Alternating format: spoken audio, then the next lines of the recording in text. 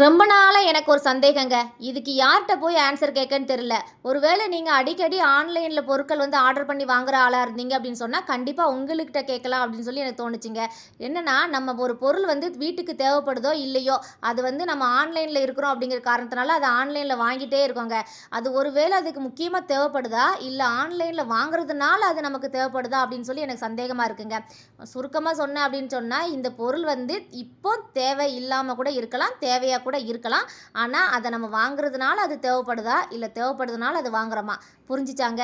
எனக்கே கொஞ்சம் கன்ஃப்யூஷனா தான் இருக்கு. எப்படியாவது கொஞ்சம் அண்டர்ஸ்டாண்ட் பண்ணி எனக்கு கொஞ்சம் ஆன்சர் பண்ணிருங்க.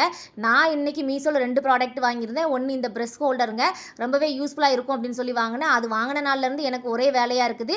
இதுக்கு முன்னாடியாவது பிரஷ்ஷ வந்து ஒரு இடத்துல வைப்பாங்க. இப்ப பல இடத்துல வைக்கிறதுனால அத கண்டுபிடிச்சு இந்த பிரஷ் ஹோல்டர்ல மாட்டுறதே ஒரு வேலையா அமைஞ்சு போச்சு.